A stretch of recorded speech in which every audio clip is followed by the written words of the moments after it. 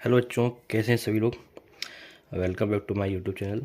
मैं थलेसर आप लोगों को 2026 में होने वाले मैथ्स के एग्ज़ाम के chapter wise important question provide कर रहा हूँ, ठीक है ना।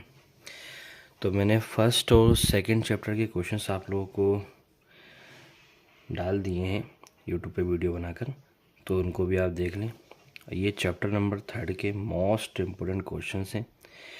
इस वाले चैप्टर में भी जितने क्वेश्चन मैंने यहाँ पे लिख के दिए हैं, लगभग 17-18 क्वेश्चन मैंने यहाँ पे लिख के दिए हैं। तो ये सारे क्वेश्चन कर लो, या 2 मार्क्स का क्वेश्चन आए इसके अंदर, चाहे 3 मार्क्स का आए चाहे 4 मार्क्स का बनकर आए, इन क्वेश्चंस के बाहर नहीं जाएगा, ठीक है ना। ठीक है, कन्फर्म। हाँ, कुछ डिजिट वगैरह चेंज हो सकती हैं, लेकिन प्रोसेस जो सॉल्व करने की इन क्वेश्चंस को है वही प्रोसेस उसको भी रहेगी, ठीक है। तो आगे बढ़ते हैं अपन लोग। तो यहाँ पे class 12 maths most important questions chapter number 3 matrices, और बहुत ही इजी चैप्टर है, आप लोग को तो पता ही है ना। तो फर्स्ट क्वेश्चन है कंस्ट्रक्ट 2x2 मैट्राइसेस। देखो 2x2 की मैट्रिक्स बनानी है आपको, 2x2 की मैट्रिक्स बनानी है जिसमें A = AIJ है ना, जिसके फैक्टर होंगे वो उसमें AIJ के फॉर्म में आएंगे और एलिमेंट जो रहेंगे। ये फर्स्ट और ये सेकंड क्वेश्चन, 2 क्वेश्चन देकर रखें है ना। इसमें कुछ भी और नया बनता है तो बहुत ही आसान है, आई और जे की वैल्यू रखते जाओ, वैल्यू निकालते जाओ। भाई 2x2 की मैट्रिक्स बनानी है, इसका मतलब क्या हुआ है ना, A11 A12 A21 A22 4 element निकालने। तो यहाँ आई और जे की जगह 11 12 21 22 वैल्यू पुट करो, सॉल्व करो, वैल्यू पुट कर दो, ठीक है, बड़ा आसान है। सेकंड क्वेश्चन पे आते हैं, ये 2 मार्क्स में आएंगे क्वेश्चन ये वाले, ठीक है ना। इसके पीछे पेज पे मैंने क्वेश्चन लिख के रखे, वहाँ से आएंगे 3 मार्क्स के लिए, ठीक है। तो सेकंड क्वेश्चन है find the value of ABC and the from and find the value of ABCD from the equation. ये 2 इक्वेशन है, इसको आपस में इक्वेट करना है और वैल्यू प्रूफ करनी है, ठीक है। मैट्रिक्स में क्या होता है कि मैट्रिक्स का कोई न्यूमेरिकल वैल्यू आंसर तो आता नहीं है, क्योंकि मैट्रिक्स क्या है, एक अरेंजमेंट है, सब लोग को पता है, एक रेक्टेंगुलर अरेंजमेंट है जिसको एक अरेंजमेंट से दूसरे अरेंजमेंट में चेंज किया जाता है बस खाली। तो यहाँ पे इन दोनों को, इन चारों को आपस में इक्वेट करेंगे इक्वलिटी ऑफ मैट्रिक्स के कॉन्सेप्ट से, ठीक है ना।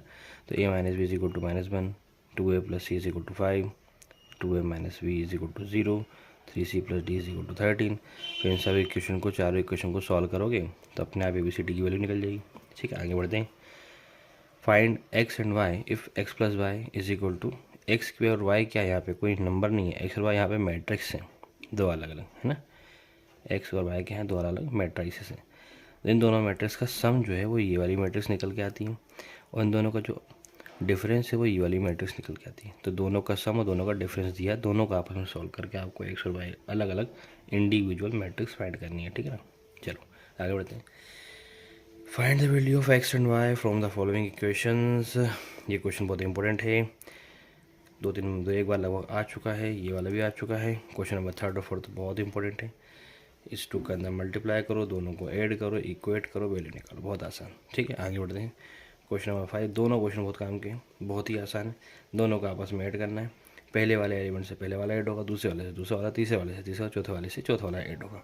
फर्स्ट में A² + B² + 2AB आएगा, तो पहले इसको A + B का होल स्क्वायर लिख सकते हैं, बड़ा आसान है, सबको पता है ना। तो ऐसे ही सेकंड वाला cos² x + sin² x, जो कि क्या होता है, cos² x + sin² x क्या होता है, पता है सब लोगों को, 1 होता है ना। 1 होता है, इतना तो पता होगा यार। sin² x + cos² x, ये भी क्या हो जाएगा 1, ये भी 1 हो जाएगा, ये भी, तो 1 1 1 1 आंसर आ जाएगा, बहुत सिंपल, ठीक है। आगे बढ़ते हैं। हाँ, ये बहुत काम का क्वेश्चन दिख रहा है क्लियर। ये बहुत काम का क्वेश्चन, कौन सा, compute the indicate product. First product मतलब मल्टीप्लिकेशन फाइंड करना है। ये कॉलम मैट्रिक्स है, ये रो मैट्रिक्स है, ठीक। कॉलम मैट्रिक्स का एक सिंगल कॉलम मैट्रिक्स का सिंगल रो मैट्रिक्स में मल्टीप्लाई करना है। तो फर्स्ट वाली एलिमेंट का तीनों में करना है, सेकंड का तीनों में करना है, थर्ड का भी तीनों में करना है। तो यहाँ पे ना बच्चे कंफ्यूज हो जाते हैं, सोचते हैं कि क्या है। देखो ये 3:1 की रेशियो की, 1:3 की है, तो ये 3/3 की बनकर रहेगी। 1 का तीनों में मल्टीप्लाई करेंगे तो कितना होगा 2 3 4, फिर 2 का करेंगे तो 4 6 8, 3 का करेंगे तो कितना होगा 6 9 12। ये तीनों लाइन से लिखेंगे, ये आंसर होगा। 2 स्टेप का क्वेश्चन, ऐसे इसको करना है, ठीक है। तो नेक्स्ट पेज पे आते हैं।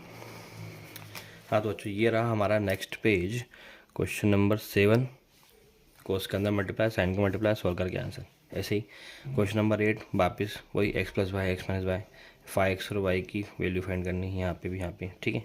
इसमें वैल्यू फाइंड करनी है, यहाँ पर मैट्रिक्स फाइंड करनी है, ठीक है ना। सेकंड दोनों क्वेश्चन नंबर 9 में भी एक्स वाई की वैल्यू फाइंड करनी है। तो ये क्वेश्चन नंबर 8 के दोनों क्वेश्चन और 9 के क्वेश्चन और ये 7 बेहतरीन लेवल पे इंपॉर्टेंट है, आते ही आते हैं और आएगा तो इसी में से आएगा, ठीक है। आगे बढ़ते हैं। क्वेश्चन नंबर 10 नॉर्मल इंपॉर्टेंट लेकिन ठीक चलेगा। Question number 11 most important, verify that A और बी मैट्रिक्स दिया, वेरीफाई दैट ए बी का whole dash is equal to B dash into A dash. ये वेरीफाई करने के लिए आता है और आता ही है बेटा 3 नंबर में ये क्वेश्चन आएगा ही आएगा, 4 में आएगा, इसको कर ही लेना। यहाँ पे हो सकता है कि वैल्यूज़ चेंज होंगी बस खाली, बाकी प्रोसेस जो इसमें आप सॉल्व करोगे सेम वही प्रोसेस वहाँ पे रहेगा ना।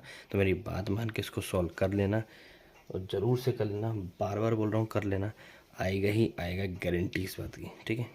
क्वेश्चन नंबर 12 ये वाला क्वेश्चन बहुत काम का है। Question number 11, 12, 13, 14 most important question हैं, इनको किसी भी कीमत पे करना है, ठीक है, किसी भी कीमत पे करना ही करना है। अब इसका स्क्रीनशॉट ले लो, वीडियो ज़्यादा लंबा नहीं होना चाहिए, बाकी मैंने लगभग समझा दिया किसको कैसे करना है ना, आइडिया लग गया आप लोगों को।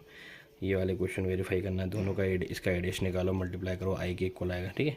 इसका स्क्रीनशॉट लो, दोनों का स्क्रीनशॉट लो, क्वेश्चन बुक में ढूंढ लें, इसका सोल्यूशन वगैरह देखें, आप लोग को तो आता ही होगा, तो अच्छे पढ़ने वाले बच्चे, ठीक है।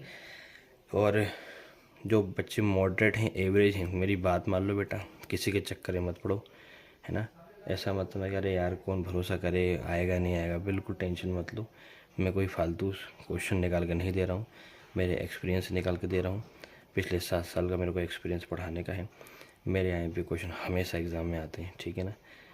और अभी मेरे को क्या है कि मुझे पूरा सिलेबस नेक्स्ट ईयर से कंप्लीट यूट्यूब पे पढ़ाना है, लेकिन मैंने सोचा कि फ़िलहाल से अभी तो बच्चों को हम कॉपी पे वीडियो वगैरह बना के इम्पोर्टेंट क्वेश्चन तो प्रोवाइड कर ही दें एटलीस्ट।